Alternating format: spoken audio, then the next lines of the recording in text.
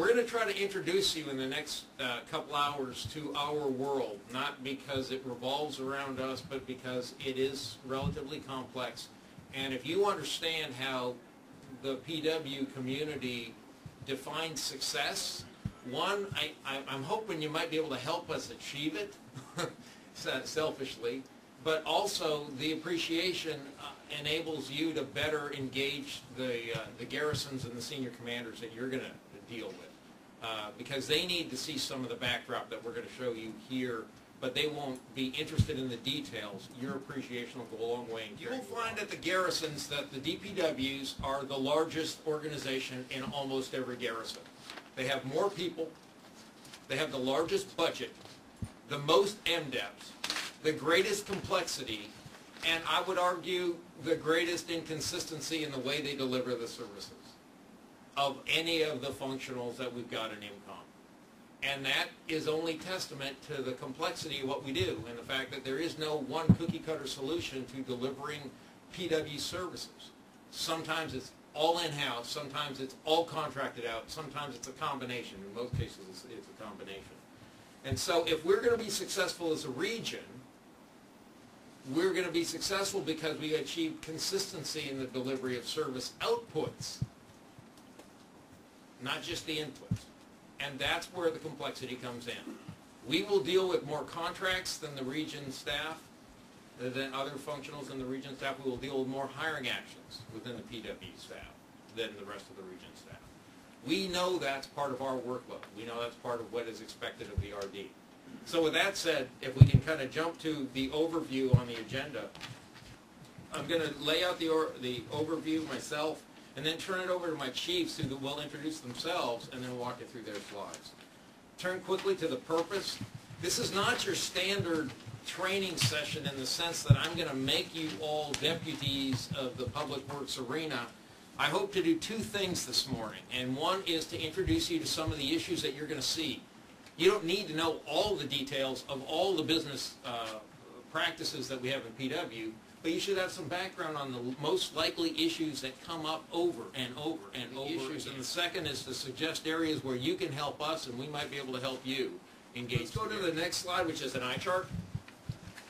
This is a list of all the things that garrison DPWs do, and it suggests to you the framework that we're going to operate from here at the region. This is the standard garrison organization, the operative word being standard. We ain't always there yet, and in fact, when we find difficulties with contracts or we have difficulties with hiring actions, it's usually because we don't have the functions aligned properly at the garrison. Good, bad, or indifferent, we're not at standard garrison organization across IMCOM, and oftentimes the headquarters doesn't know what SGO means, and we at the region haven't been very good at ensuring compliance with the functional alignment. So that's where the friction points occur. But you need to see this because this is how the garrisons are supposed to be doing the services at the ground level. Broadly, 6 divisions ranging from business ops and integration, housing, including UPH, unaccompanied housing, barracks, and family housing, operations and maintenance, and you'll see that most of our services fall in that arena. Engineering, which is the technical piece of the projects on the garrisons, and also the contracts. That's where most of the contracts lie. Master planning, which is all of that MILCON stuff, and really the integration of all of the long-term plans, and this is one area where you're probably going to touch some issues at the garrisons, and we're going to ask you to help us with that. And then, of course, the environmental, which is, code word sustainability, keeps us going for now and the future, but it's also compliance based. With that said, turn to the next slide. SGO has 6 divisions within a DPW. At the region, we've got 4 branches. And this shows you how the TDA is structured. And I'm just saying that, take it for what it's worth, it's how the TDA is structured. You'll notice that one thing that looks out of place, those are the realty and real property folks that at the garrison work in master planning, but for some reason IMCOM feels that they rightly belong in business ops and integration. Well, here at the region, you should know they're working for Gene. So they're working for master planning. So that the counterpart at the garrison and the region are the same. They don't have to cross lanes in that sense. Ops and maintenance obviously incorporates both engineering and the operations and maintenance that you saw at the Garrison on the previous slide. Master planning is pretty much single-focused and environment is single-focused.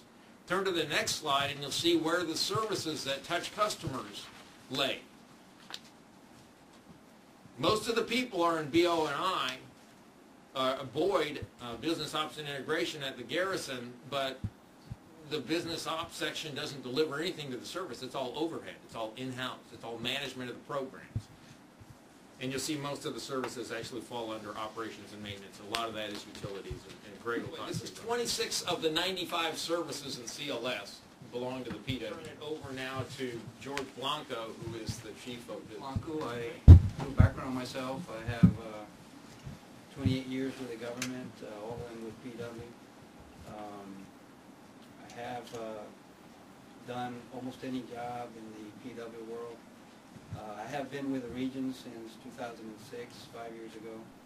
The rest of the time I've been at Garrison level, so my main forte is Garrison. My first slide covers the real property portfolio maintenance management and how we do it in the public works. We have 5 different ways of getting the maintenance of our facilities done. The first 3 is sustainment, restoration, and modernization on the next slide. Covers the vast majority of projects in sustainment, recurring maintenance that is done to our facilities. The other 10% being MILCON or NCA. The projects that we have on the Garrisons are mostly SRM projects. When you hear that, you know it belongs to one of those categories, sustainment, restoration, and modernization. Now at the Garrison, you'll be encountering projects that Garrisons want to do that don't have funding for. And what do you do in those situations that the Garrison has not received money for those projects?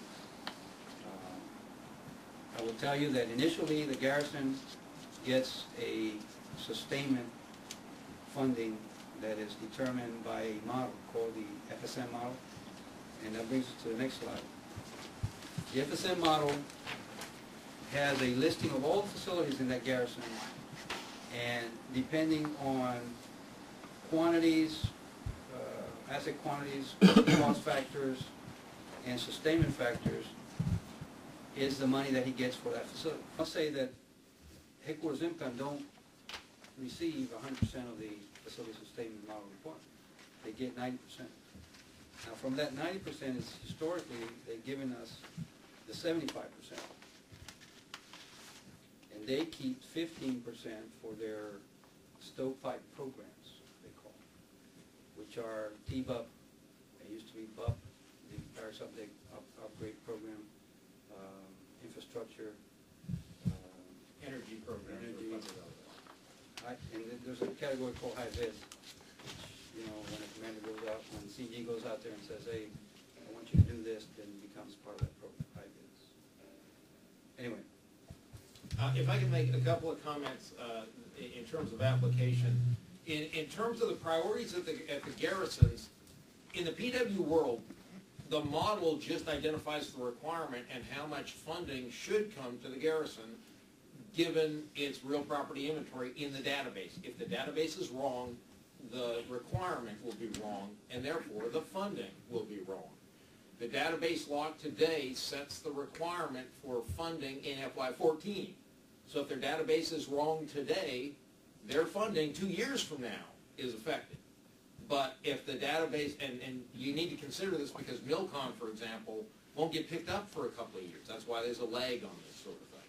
But what you need to understand is that the Real Property Planning Board and the Installation Planning Board, the senior commander should validate the priorities of the Garrison and say, here's my priorities for SRM, here's my priorities for MILCON, and if the Garrison has shared it and gotten it validated through the senior commander, then it's got the overhead cover we're looking for, where it's properly prioritized by the Garrison, and we can then at the region endorse that. And the RD looks for that priority.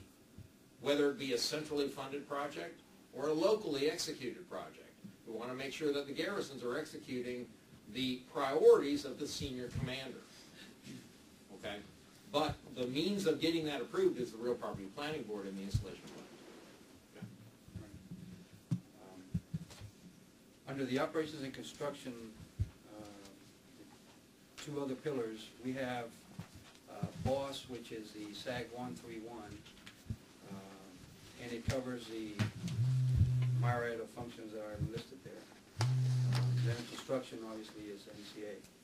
These are mostly handled by service contracts. This is the piece that we do also now on the service contract approvals. My branch is a central repository of these service contract approvals. So the other system that is critical for us is the PPS. I'm not sure if you've heard that term before. It's a project prioritization system. It's a deal. It's an Army system that headquarters of IMCOM and others use to have a window into garrisons. If they want to know what projects are priority in a garrison, they can go to this system and see what the garrison has. If I can make a comment about this. PPS is internal to DPWs. It doesn't, other folks can access it if they get access to the web-based system, but it's really an internal tool used by PWs primarily to prioritize. And it's primarily for those projects that are not going to be executed by the garrison in year of execution with sustainment. These are projects to be funded by the headquarters. That's why they're put into PPS, so that the headquarters can see what the priorities of the garrison are. But all of the projects that George referred to and that I referred to in terms of the one-to-end list that the garrison approved by the senior commander and the garrison commander for year of execution, those aren't going to go into PPS. They're going to be executed by the garrison. They're not. We don't tell them to the headquarters in most cases. That's executed. If $20 million goes to Fort Lee, Fort Lee's going to take that $20 million and put it on its base support contract, do its discretionary projects, and have a list of stuff that they can't get to. That goes into PPS for headquarters funding. For headquarters funding. If it's not in PPS, headquarters won't fund it. That's the key. You can't get headquarters to fund a project it doesn't know about. It's only going to know about it if it's at PPS. So those are really unfunded projects. The stuff that the garrison chooses to do, they'll use their sustainment dollars for. Final comment is this. The garrison may, at the end of the year, say, okay, I've given the headquarters enough time to fund this project. I can't wait any longer. I'm going to do it myself. And they'll pull it out of PPS and do it because they can actually go for either headquarters funding or their own. They have a choice. Those are local decisions. Sometimes they'll do the project and not take it out of PPS, and then the headquarters decides to fund it. And suddenly we have a project that's approved for funding that's already in execution. And that's why it's an internal system. It's not, that's something that DPWs just need to be up on. And sometimes they don't clean up their project. We have an entire chapter in an AR that covers housing, and at your leisure you can look at that. But basic idea in housing is the entitlements to housing allowance, okay, not to housing on post. This has changed from the past that folks thought that my entitlement is to live on post. I want housing, I'm supposed to get it. Not anymore. You're entitled to it. So the soldier, as he comes into a housing office, he goes into the housing services office, and he's shown the different alternatives that he has. Whether the housing on post is RCI or traditional, we still have several garrisons with traditional housing. He is shown what's available. So he may select residing on post, or he may select off post.